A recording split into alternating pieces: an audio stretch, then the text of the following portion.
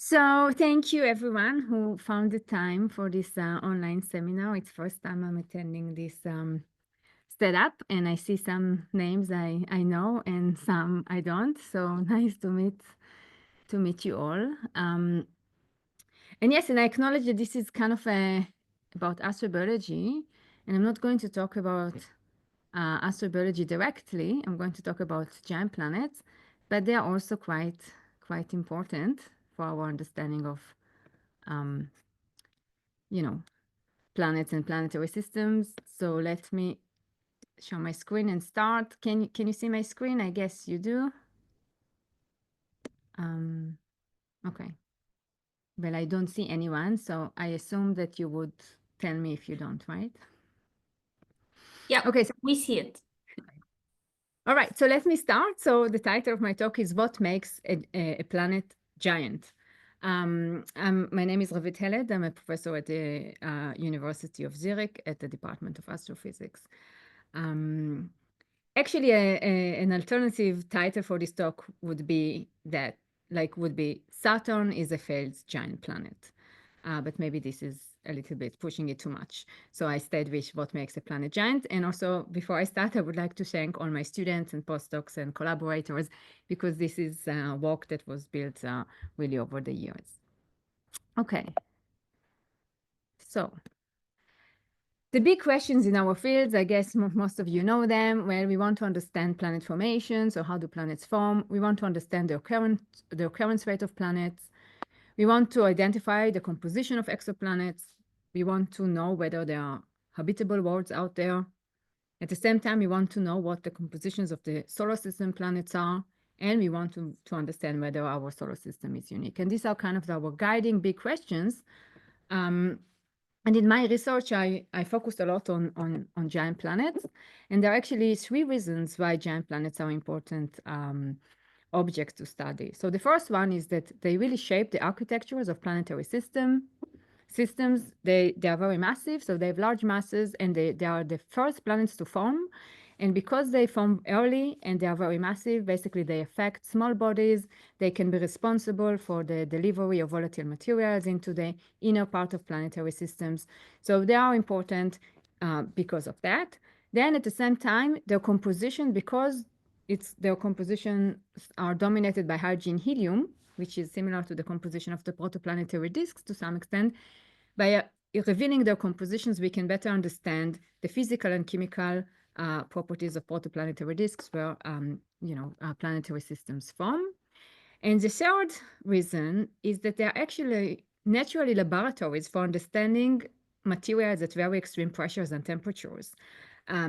So when it comes to giant planets, we kind of get it for free. We can explore, as I said, how simple materials like hydrogen, helium, and some others behave at very high pressures and temperatures that are very hard to reach on Earth in terms of experiments, and otherwise we really rely on theoretical models.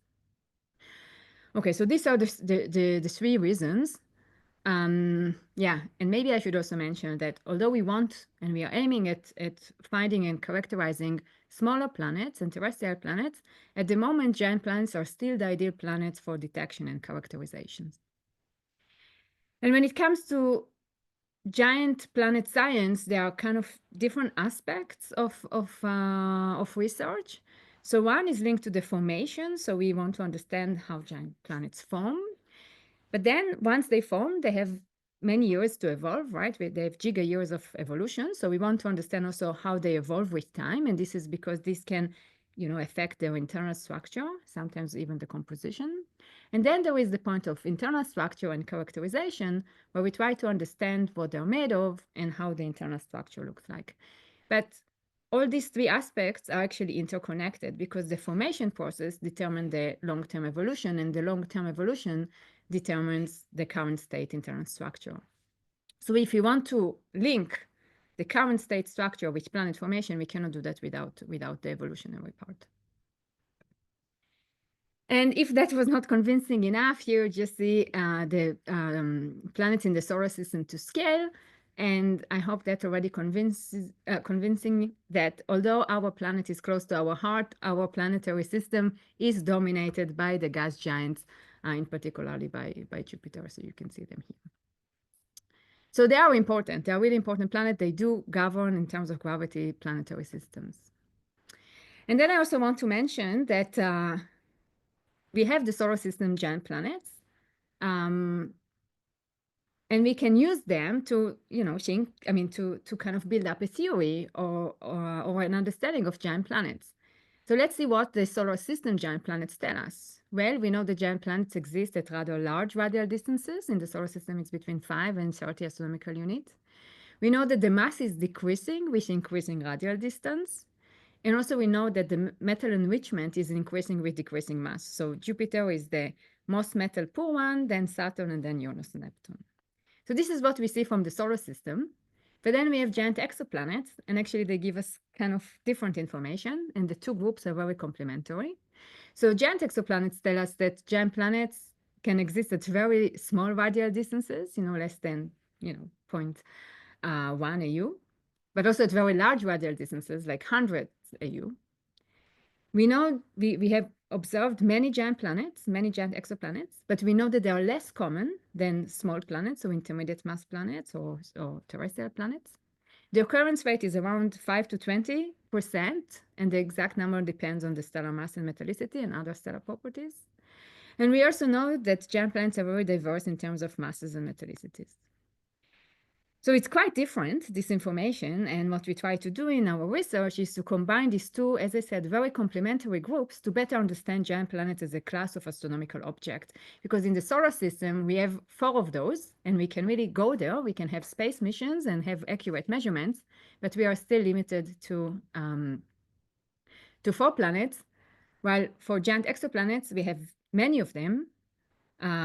But again, we have only the basic properties. So if we're lucky, we have mass and radius and age, sometimes luminosity, but we have very basic properties. So the idea is really to kind of combine this knowledge to better understand those objects. Okay, so let me tell you a little bit about giant planet formation. Like I call it giant planet formation 101. So what do we see here? Please let me a few minutes to explain, because I think it is important. Okay, so in this figure, it shows the standard formation models for giant planets, but also for planets in general. And what we see here in the y-axis, you have the mass in Earth masses. Note that there are no numbers on purpose because it's very model dependent. I will come back to that in a second. And in the x-axis, we have the time, typically given in million years. This also now you don't have the numbers. And then we have these 3 curves. So the curve that is red, it's the heavy elements. So this is the mass of heavy elements. This curve corresponds to the mass of hydrogen helium, and the light blue curve is the sum of the two. Okay, so mass of hydrogen helium, typically gas, heavy elements, okay, everything heavier than helium, and then the sum of the two of them. And here you can see that there are actually 3 phases when it comes to planet formation. So let's look at the first one, which is what we call phase 1.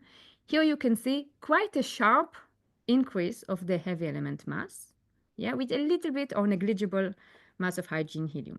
If I stop forming my planet at that point, then the planet that I would have would be pure heavy elements in composition. So if I stop forming my planet at phase 1, I will have basically a terrestrial planet, if you wish. Then I have a different phase, which we call phase 2, where I have a slow increase of the hydrogen helium mass. Okay, so you can see it's quite moderate. It's kind of a continuous accretion of hydrogen helium. You can see that the heavy element mass is also increasing, but very, very slowly. Okay, and you can see that although I didn't put numbers here, well, this was quite sharp transition. So like, it was a short time scale. Here it takes quite a longer time. If I stop forming my planet at that phase, which, as I said, we call phase 2, very original, then I would have a planet that has a little bit of hydrogen helium. But how much exactly depends when it stops forming. But if I stop here, then I would have a planet that has heavy elements, but also some hydrogen helium. So this would be a way to form Neptunes and mini Neptunes. If I continue to phase 3, then at some point the hydrogen helium mass crosses, so is larger than the heavy element mass. And then I reach a point which we call runaway gas accretion, and then we have an rapid increase of the hydrogen helium mass, and then if I manage to go to this phase, I will end up with a gas giant planet. So again, if I do manage to reach this phase, then I will form a gas giant planet that its composition is dominated by hydrogen helium. So the reason I want to explain that, and I spent some time on that, is because, although the details matter, this kind of formation view is very intuitive because it explains the diversity of planets that we see in the galaxy and also in the solar system. Either I stop here and I end up with terrestrial planets, and we can argue whether the solids come more in the form of planetesimals or pebbles, but there is very little hydrogen helium. Then I have a way to form planets like Neptunes and mini Neptunes, and if I have the right conditions and maybe I manage to grow fast enough, I can end up being a gas giant planet. Okay, and again, we can see that these phases are actually short, right? So what happens here is basically there is such a rapid accretion of gas that the pressure forces cannot support the planet, and basically it collapses further and accrete gas very rapidly. Here, it's basically when I end up forming my core. But what happens in phase 2? Why phase 2 can take longer? And this is because the physics that controls the planet formation process. So what happens is that you have a planet that is embedded in the disk. Yeah, so if you think about it, you have a core, let's say, with maybe a little bit of hydrogen helium, and it sits in the disk having gas around it. In order to accrete more gas, it needs to contract. Yeah, so then you kind of form a slight gap in the disk, so you have hydrogen helium falling on top of it. And as you have this steady, formation steps, then you can accrete more gas. So again, you have a planet. It sits in a disk. It has gas around it, and every time, in order to add more gas onto it, it needs to get rid of the accretion energy. So it needs to contract. And what controls this contraction is the radiative transfer. Okay, but it takes some time because it needs to get rid of the energy that it had because of the accretion. If for some reason, for example, the opacity is extremely low, and then the protoplanet, has an ability to radiate the accretion energy fast, then basically this phase can shrink. And indeed, various studies showed that the time scale of phase 2 is controlled by the opacity and the properties of the envelope of the planet. And indeed, typically this is given in, as I said, in million years. This is less than a million years. This is also runaway gas accretion is a fast process. And typically what takes a few million years when it comes to the formation of gas giant planets is phase 2. As I said, it's the contraction. But also, as I said, there are ways to kind of make it shorter or longer. So what I showed you was kind of a nice figure, but to be honest, the basic idea of giant planet formation was already proposed in the mid-90s. So there was really the pioneering paper by Pollack et al.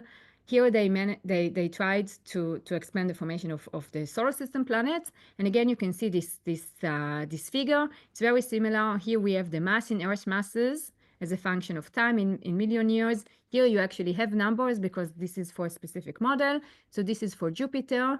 Sigma is the solid surface density. So basically it tells you how efficient it is to form a core, or it controls the heavy element accretion rate. So again, you can see phase 1, where basically one forms the core. Here in this particular model, we have something like 11 Earth masses. And then we have a slow increase of the hydrogen helium mass. You can see in the dotted curve. And at some point, well, it crosses, and then we go to runaway gas accretion, which is phase 3. So the basic idea, was there. There are a few weaknesses. So one thing is that if you look at the actual time scale of this here in terms of formation, it took 8 million years to form Jupiter. And we know from protoplanetary disks that the average age is something like 3 million years. Of course, some could live for 8 million years, but this is, statistically speaking, it's a bit uncomfortable. So it took too long. As I said, now we know how to make this phase shorter. And another thing is that basically, you see this curve of the hydrogen helium mass goes to some extent infinity, while at some point, accretion, gas accretion stops. And this can be either by, the disappearance of the gaseous disk. So that would be one way to stop the accretion of gas.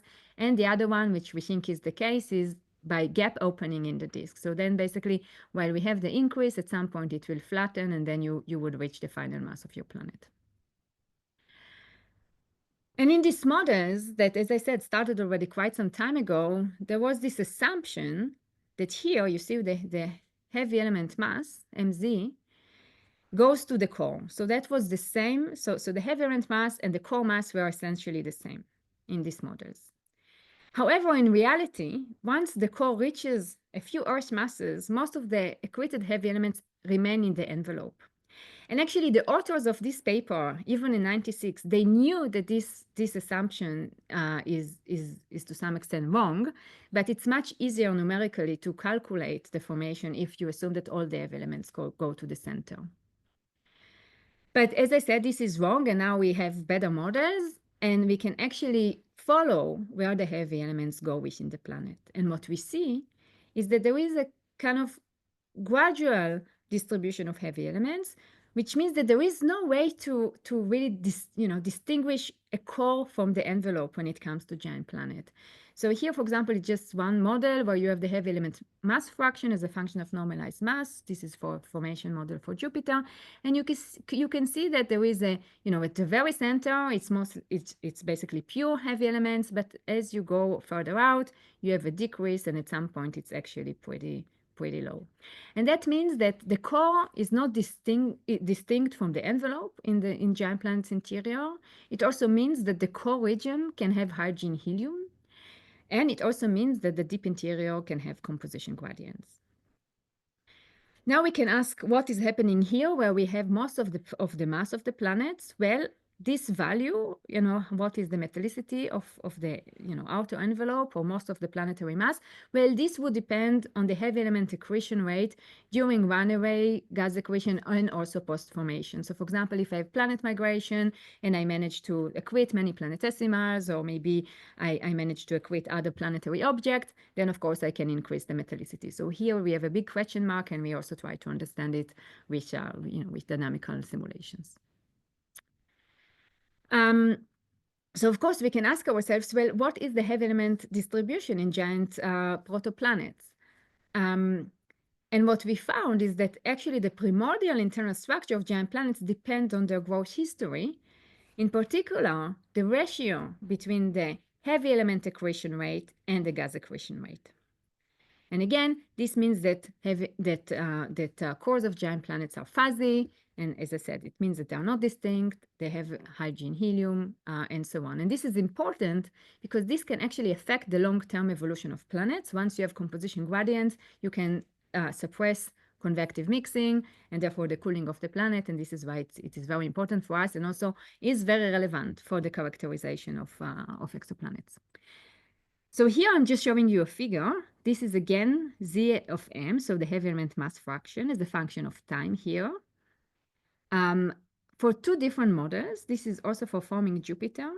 And the only difference between these two curves is that the black one corresponds to sigma, again, solid surface density of 10 gram per centimeter minus 2. So that's like 3 times minimum mass solar nebula. And the other one is sigma 6, so it's 2 times the minimum mass solar nebula.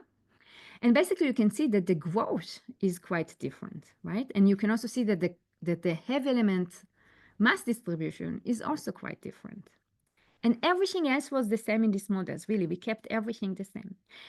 So the bad thing about it is that we see that, the actual parameters that we put in our formation models, they make a big difference. But on the other hand, it's very intuitive because it clearly explains how by just changing slightly one parameter, I can get very diverse compositions and internal structures. Or another way to look at that, it's to also, again, this is the heavy element mass fraction is a function here on planetary mass. Here are again these two curves, again, these two different sigmas. And here you have a zooming in up to masses of 20 Earth masses. And you can see, again, if I just have these two models and I stop at, let's say, 12 Earth masses, here I will have a very different, here this planet will be mostly heavy elements, while here it will have a non-negligible amount of hydrogen and helium.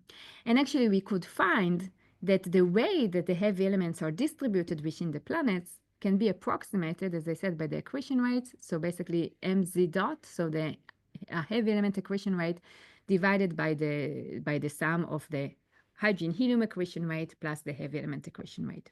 So here it's for the first time we have a way to link the formation history or the accretion history with the primordial internal structure.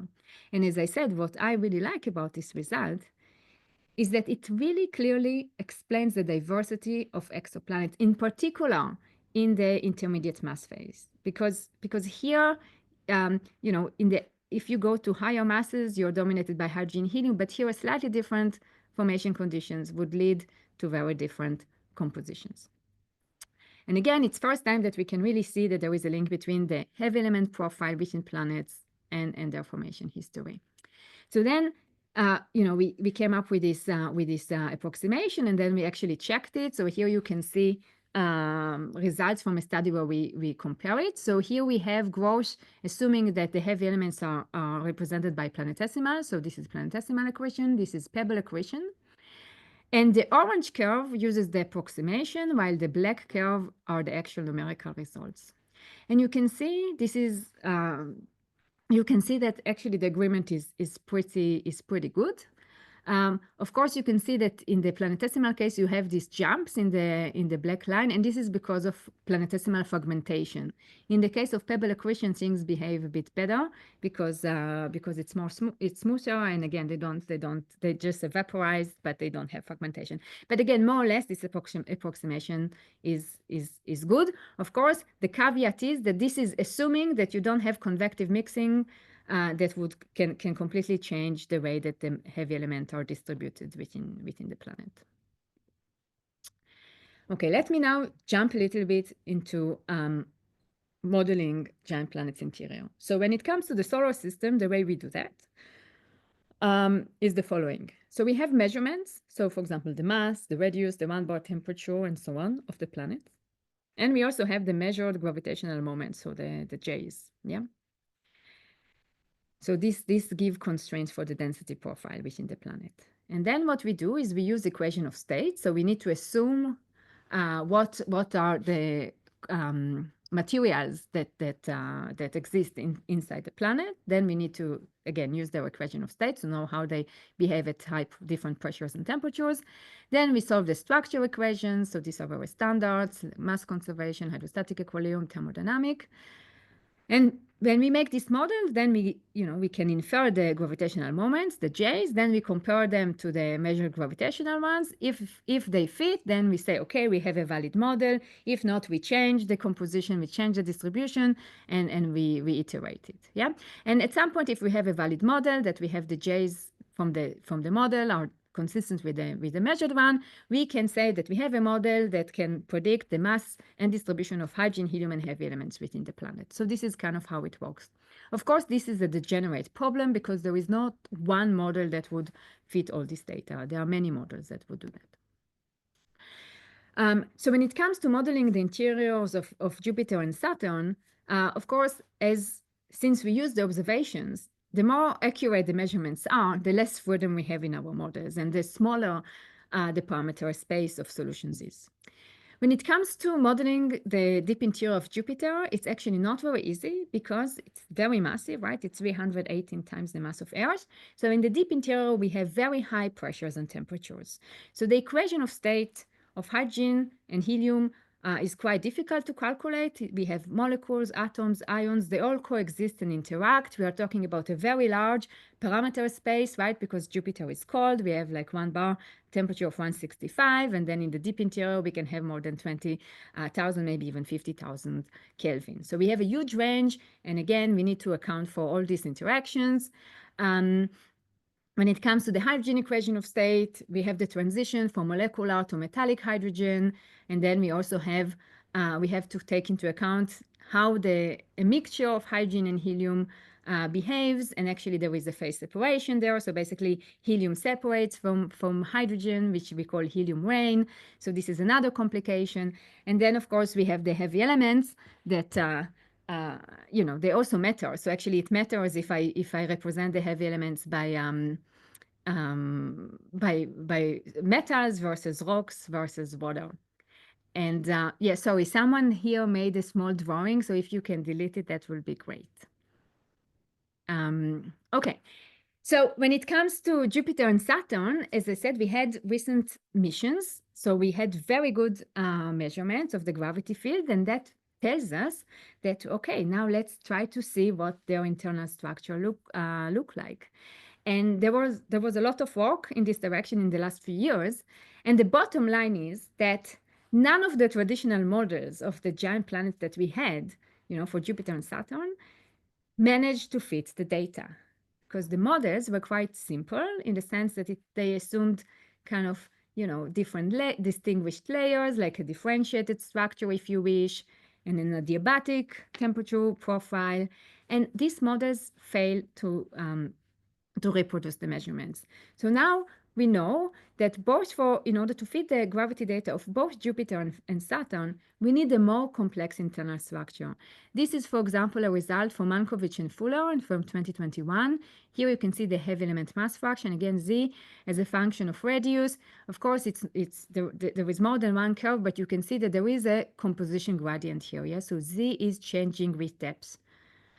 This is a result from Miguel, where we just compared the metallicity in the outer envelope and the inner envelope, and the only thing you need to take from that it's always above zero, which means, or most of the time, it means that the outer envelope is always lower in metallicity compared to the inner envelope. Also, basically suggesting that the composition of Jupiter is inhomogeneous. This is another model from Debraz and Chabrier, suggesting that Jupiter has a small compact core and then a very large dilute core. For Saturn, by the way, it's not just the gravity data. We also have constraint from seismology. So really, the data we have from the missions clearly tell us that both Jupiter and Saturn are non-homogeneous in composition and have quite complex internal structures. So we now know that this is probably how they look like. So we have these fuzzy cores, as we call them. We also have, as I said, we have like a transition from the molecular hydrogen to the metallic hydrogen, and we have helium rain. So we have the outermost part poor with helium, and the inner deeper interior is helium rich. But the point is that this is not a very simplified model. And again, you can see the fuzzy core. There is no, you know, clear place where we say, okay, this is where the core stops. And this is true for both planets. And the nice thing about it is that if you remember the formation models I showed you at the beginning, we really predict from the accretion that we have some kind of composition gradient in the deep interior. So that was kind of the first time where we really had a link between planetary structure and planetary formation. But at the same time, I want to make the point that Jupiter and Saturn are not the same. And the way to show it is the following. Again, I show you the heavy element mass fraction as a function here is that normalized mass. So this is Jupiter and this is Saturn. And the curves are just different models. Again, you can see that the models, not all models agree. But if you just compare these two, and again, they are normalized, we are looking at normalized mass here, you can see that the curves look quite different for Jupiter and Saturn. You can see that for Jupiter, it might have compact core of pure heavy elements, but then we have the heavy element mass fraction quite low at around 20%, and then it's going down. And where exactly the transition is, well, it's not totally clear, maybe between 30 to 50% in terms of mass. And when we look at Saturn, we see that the heavy element mass fraction in the deep interior is much higher than that of Jupiter. Yeah. And where the transition occurs, well, this is also a matter of debate. But these are not the same objects. So I think the vision or the perception that Saturn is is just a mini Jupiter is just wrong. Yeah, they are fundamentally different in their internal structure and in the way that the heavy elements are distributed. So this is to keep in mind. Jupiter and Saturn, they have differences, and I'll come back to that in a second. So when it comes to the heavy element distribution in Jupiter, well, I hope I convinced you that for the first time after many, many years, we now have a consistent picture between the formation process and the internal structure models. While to zeroth order, this is correct, and we go, they kind of agree. If one looks at higher orders, we can see that the predictions are quite different. Formation models typically predict a steeper heavy element mass fraction. So you can see here, this is again heavy element mass fraction as a function of normalized radius here. We still don't know whether Jupiter has a compact pure heavy element core, but formation models suggest that it looks something like that. And the structure models that you saw here, they predict something that is less steep and more extended. So for Jupiter, the fuzzy core should consist of something like 100 Earth masses, and also has 40 Earth masses of heavy elements. And then the question, so I was happy for, like a year or two, I thought, yeah, when we are converging, we go into the right direction. But again, now let's go to the next step. The agreement is still not good enough. So now the question is, can we actually explain these differences? And could it also be linked to why Saturn is very different from Jupiter? And we worked on that, and we basically found that forming fuzzy cores in Jupiter and maybe also Saturn is quite challenging in the standard picture of giant planet formation. So we ran many models, we were very generous in the model assumptions, and nevertheless, we could not find models that are consistent with recent structure models. So we made progress, but we still had key questions open. So one is, why are Jupiter and Saturn different in mass and composition? Second, what limits gas accretion? And then also, how do planets like Uranus and Neptune form? Because if you remember the figure that I showed you about the accretion, and then I told you, okay, it goes to infinity, but in the end, it's because we open a gap in the disk. Well, if you look at disk models and people who look at gap opening, there is a typical mass for that. And it's typically around Jupiter mass. But then if it's around Jupiter mass, why did Saturn end at 95 Earth masses and didn't have the same mass as Jupiter? So that's what I mean in the first question. And then, as I told you, statistically speaking, we know that giant planets are less common than terrestrial planets. So why is that? And then also, why do intermediate mass exoplanets are so diverse in compositions? So then when I thought about these questions, I actually thought, how do we define a giant planet? And can it be that Saturn is a failed giant planet and never reached runaway gas accretion? And that's what I'm going to tell you about now. And I did manage to write a paper about that. It was during my sabbatical. I was very happy that I managed to do that. And after that, well, I saw that some people were a little bit sad that Saturn is a failed giant planet. It's not as bad as Pluto, but it's a bit of a change of the way we think about giant planets. So let me go back to this figure. Now, again, we have these different phases. We have these different objects that we form. And again, just to remind you, if I stop forming my planet in phase 1, I end up with a terrestrial planet, which means that MZ, the mass of heavy elements, is much, much larger than the mass of hydrogen helium. In intermediate mass planets, either MZ is larger, significantly larger than the mass of hydrogen and helium, or up to the point where they are comparable. And then I start phase 3, where basically the hydrogen helium mass is substantially larger than the mass of heavy elements. And then it would be a gas giant. So terrestrial planets, gas giant planets, intermediate mass planets.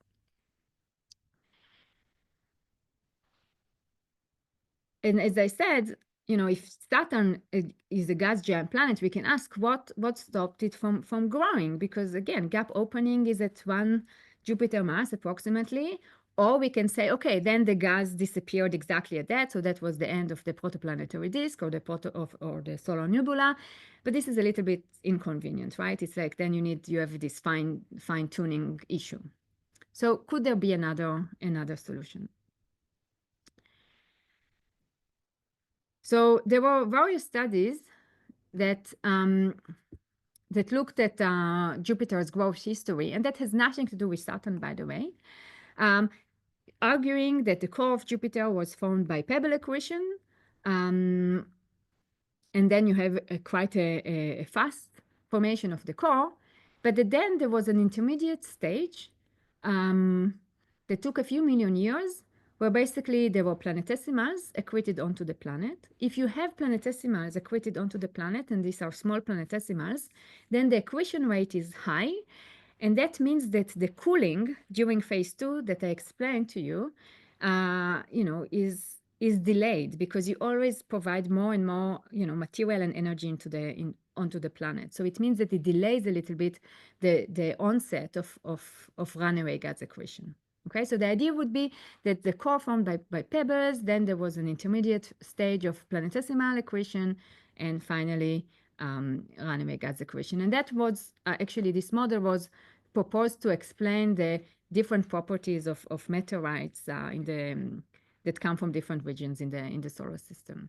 But it might also help to explain why, the metallicity of Jupiter is as it is, because you need to form the core, but also create planetesimals to enrich the envelope. And then a few years ago, we made a model. It was, again, formation model for Jupiter. And we just said, okay, let's be generous in the parameter space and look at how the metallicity changes at the different stages. So here you can see, again, Z, the heavy element mass fraction, is a function of planetary mass, going up to 1 Jupiter mass. Here you have the sigma, the solid surface density. Note that here it's in log scale. And clearly, again, you can see these three different phases, yeah? So we have phase 1, where basically the metallicity is nearly 1. We have phase 2, where we have lower metallicity. And then we have the transition to phase 3, where the metallicity is lower. And this green region is what we think the metallicity of Jupiter is. Okay, so again, we have core formation, where Z is quite high. Phase 2, where we have intermediate Z, and then we have the onset of runaway gas accretion. And all these models basically led to a Jupiter mass forming within 10 million years. So that was the maximum time we allowed. And of course, depending on the solid surface density, you would have different accretion rates. But what is very interesting, and again, this study was really just about Jupiter. If you look, and there are many models here, but if you look at the mass where we have the transition into runaway gas accretion, it's around Saturn mass. And this study was really focusing on Jupiter. But again, can I use that to better understand what happened to Saturn?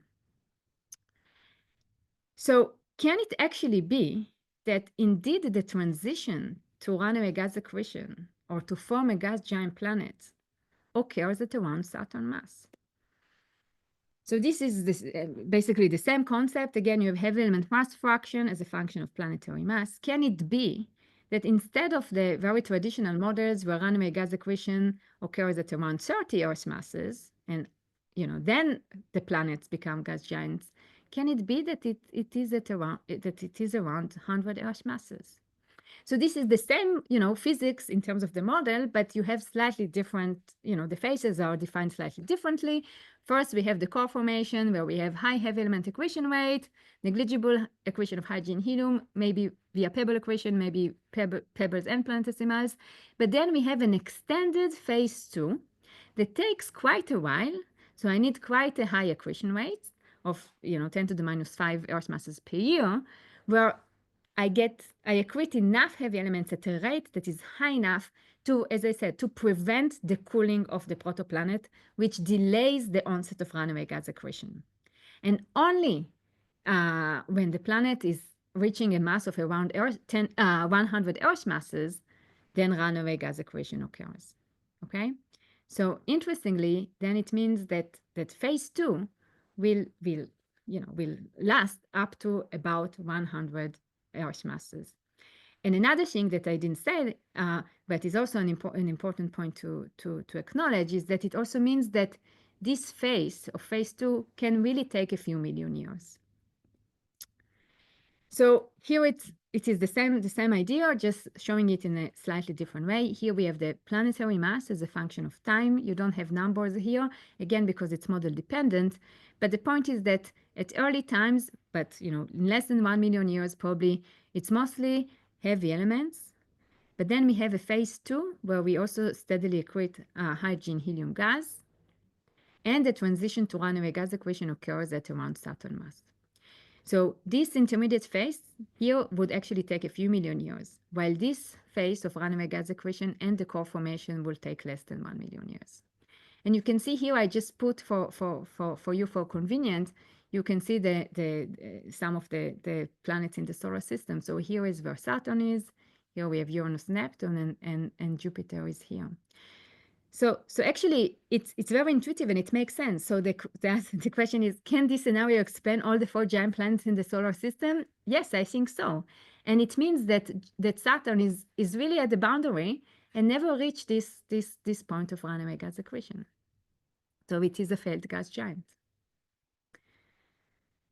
So as I said, this really naturally explains the differences in metallicities and mass that we see in the outer planets in the solar system. Now let me be fair and say, well, I don't know whether this happens exactly at 100 Earth masses. Yeah, this is just kind of a nominal number. Of course, the actual number would depend on the exact conditions at the formation. So this is where I show you the same figure, but I put some uncertainty here. Yeah, so this is again the planetary mass. Here you can see that in terms of the heavy element mass fraction up to a Jupiter mass. So again, Saturn is here. You can see that the metallicity is higher. And of course, the lower the mass, the metallicity is even higher. And again, this is consistent with internal structure models of the planets in the solar system. So it's very naturally explains why the metallicity is increasing with decreasing planetary mass. Okay, so again, there is some uncertainty, maybe plus minus 20 Earth masses, but around Saturn mass. And interestingly, if runaway gas accretion occurs only after a few million years, that we have here a few million years, it also naturally explains why giant planets are less common in the galaxy. It's because it takes them a while before they can reach runaway gas accretion. So it very naturally explains the occurrence rates, the low occurrence rates of giant planets. Yeah, because again, we know that on average, protoplanetary disks live for 3 million years. So not everybody, not all the planets that try to form or they form in disks, end up being gas giant planets. So this is also kind of very intuitive explanation for that. Of course, one can ask what happens after formation. And as I said, convective mixing can change the way that the composition gradient looks like. And this is something we are working on. But again, it really explains in a very intuitive way the differences between the planets that we see.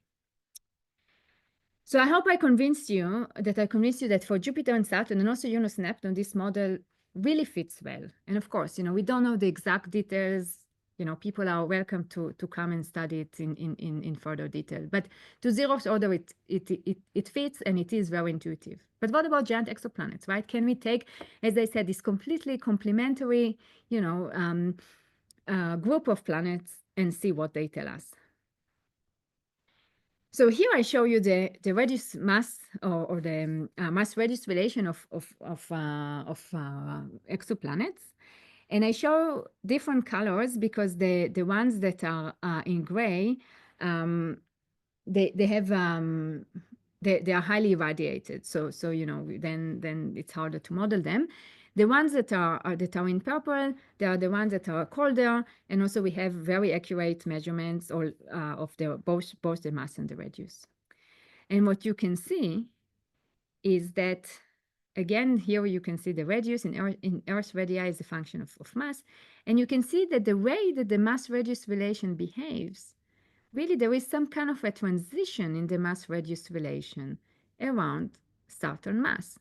So if you go to the right, so to planets that are more massive than, more massive than Saturn, they are more or less, the mass radius relation is more or less flat.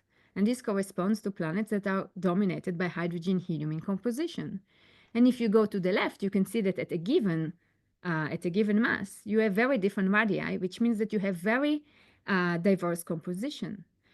So again, this is very intuitive because it would tell you that all the planets here in the right, they are gas giant planets that are hydrogen helium dominated in composition, while on the left, you will have this diversity in compositions and because you had different accretion rates, but you never reached the point where you have runaway gas accretion and you're dominated by hydrogen helium. And the diversity in composition, as I said, actually depends on the local conditions. And by just looking at ALMA images of disks, we see that the disks are very diverse. So it's not surprising that we have a huge diversity in compositions and mean densities for intermediate mass planets because they just formed at slightly different conditions. Okay, so giant planets, giant exoplanets also tell us that there is something happening at around 100 Earth masses. And if you look at different studies, actually people are working in exoplanets on the mass radius relations. And indeed, various studies, so there is one from Weiss 2013 and Rauer and Chen Keeping and Bashi and Otegi and so on, and then a recent paper that we had. But so they try to infer empirical mass radius relation, but all of them look for when we have transition in the mass radius relation. And you can see here, it's more or less around a Saturn mass. So, okay, again, I said with some uncertainty, but here, yeah, we have 95, 130, 132, 124, 115. Yeah, so this is all very close to Saturn mass. So in fact, exoplanets also tell us that something happens at around Saturn mass. And this is a completely different, independent way of looking at it. Okay, so again, transition in the mass radius relation also occurs at the Saturn mass. So again, you can see it here. We identified that as well. You can also look at it in terms of density, but really something happens at around Saturn mass. So let me come back to the question. So what is a gas giant planet? So now if you ask me, well, it's a planet that is more massive than about Saturn mass, so above 100 Earth masses, and that its composition is dominated by hydrogen helium. And this explains the differences in the relative enrichment of the outer planets in the solar system. It also explains the fuzzy cores of Jupiter and Saturn. It also explains the transition of the mass radius relation of exoplanets at around 100 Earth masses, and why above this mass, the planetary composition is really dominated by hydrogen and helium. And it also explained the lower occurrence rate of giant planets compared to intermediate mass planets. So why should you care? Well, because it leads to a better understanding of the formation of the solar system, because it suggests or can be used to predict what compositions we should expect at different masses, different planetary masses. It also means that giant planet formation takes several million years, and this is how we can connect it to observations of young and maybe direct imaging planets. And of course, there are other reasons. So let me conclude. Giant planets are complex. Formation in interior models suggest non-homogeneous, so not fully convective interiors, rich fuzzy cores. So please change the way you think about giant planets. They are not just core plus envelope or homogeneously mixed planets. They are complex and they are different from terrestrial planets. The composition and internal structures are actually linked to the formation and evolution history. So we have an opportunity here to connect between these different aspects. And I hope I convince you that the transition into a giant planet occurs at around Saturn mass, and this really explains the properties of the planets in the outer solar system, but also the observed giant planets, that are exoplanets that we have. So if you just ask me, what's next? So in terms of theory, we really need to have a unified theoretical framework for the formation, evolution, and internal structure of planets. We need to keep reflecting our understanding of the solar system planets on exoplanets and vice versa. And we really need to understand the differences between theoretical and observational uncertainties, because now we have such good measurements for exoplanets, but also in the solar system. And sometimes the theoretical uncertainty is larger than the observed one. And of course, there is more to do. And when it comes to observations, well, of course, we want to better constrain the mass metallicity relation at various radial distances. We want to understand the relation between atmospheric composition and bulk composition, because this is not trivial. We want to understand the atmospheric refractory to volatile ratios and also have that at various planetary masses and stellar properties. We want to have the luminosities of planets at various ages and masses, and also have the atmospheric composition. So yes, I will stop here. Thank you very much for listening. Bertram, sorry if I'm not pronouncing your name right. Yeah. If you'd like to go ahead. Yeah, thank you. Thank you, Ravit, for this very, very interesting talk. I was wondering a little bit about the connection now to the exoplanet occurrence rates of towards between super Earths, mini Neptunes towards Jupiter mass planets, because there seemed to be like a lack of the Saturn mass planets. But if Saturn is just like the end product of essentially the core formation before runaway gas accretion starts, how can we combine these two things together? Yeah. Okay. So great questions. And I think I didn't say everything I wanted to say. So just I want to say that this model also naturally explains why we don't have so many, planets that have masses that are, like between 50 and 100 Earth masses. And it's true, we don't have them. I think the point, to answer your question, the point that if it takes you a few million years to form a gas giant planet, and the average lifetime of disks is a few million years, it just you really need to have quite special conditions to form giant planets. And all the intermediate mass planets and small planets will form in different environments, right?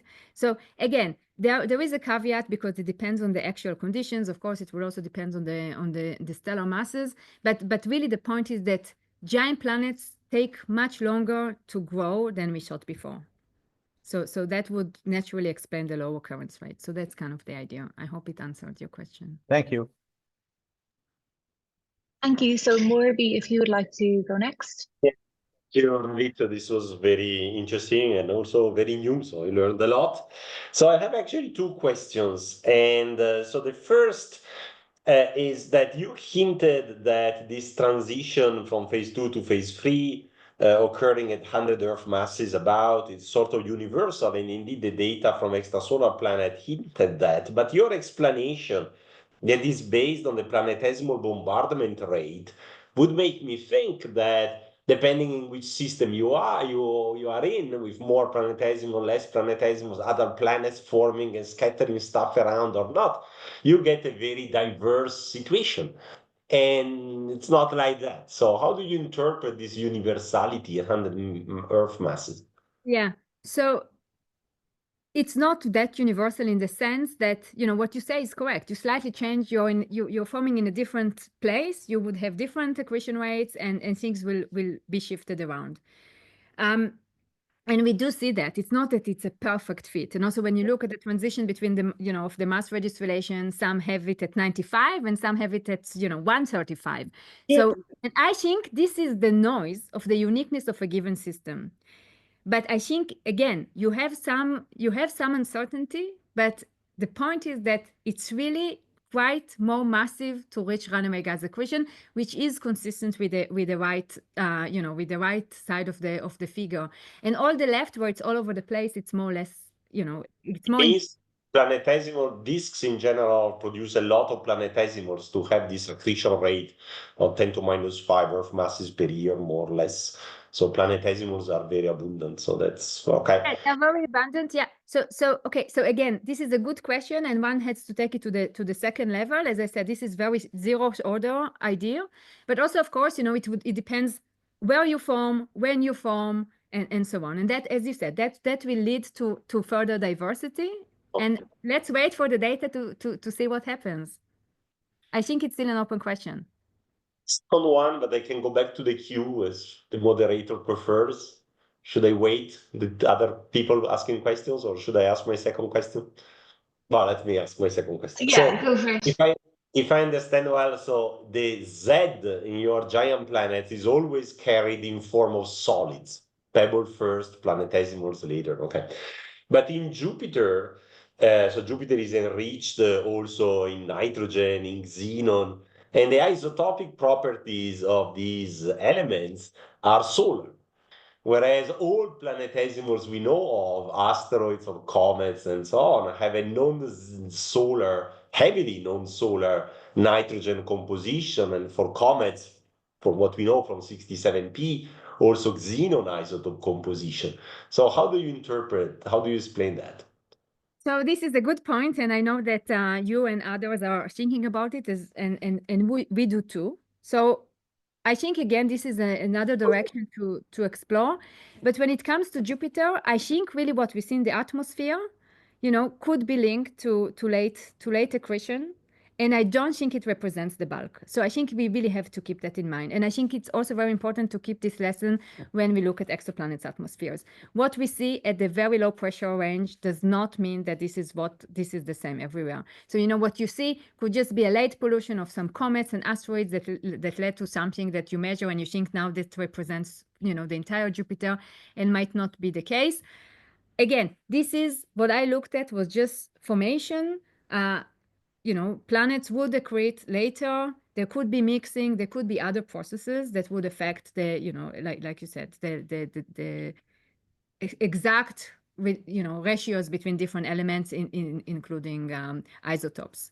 But again, I think to zeroth order, the trend is right. And looking at a specific object, of course, then it's much harder. You have to, to add other processes to try to explain it. Sure. Many thanks for a great talk, Ravit. I was curious, you said briefly that your model also does a good job explaining Uranus and Neptune. And I was wondering if you could say a little bit more about that. I guess we don't know their internal structure so well, right? We only have flyby data, no orbiters. Maybe we can also use their rings as seismometers. What can you please comment?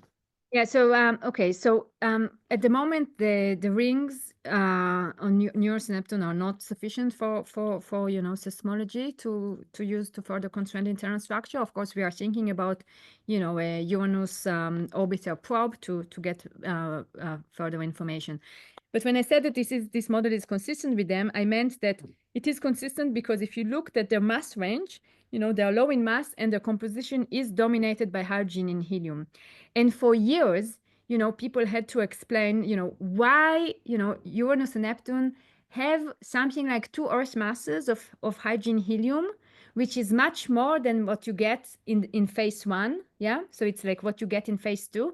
But then you have to stop the accretion like magically at the right time to get the right final masses and composition. Yeah.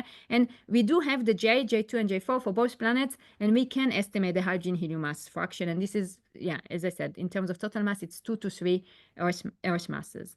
And then, you had to kind of stop the accretion by magic. But now if I tell you that the accretion of gas takes much longer, that phase 2 takes longer than maybe some people thought before, then then the disk will really disappear, right? Because if it takes a few million years and then the disks live only a few million years, then it naturally explains why they never reach to become giant planets, but still have non-negligible mass of hydrogen helium.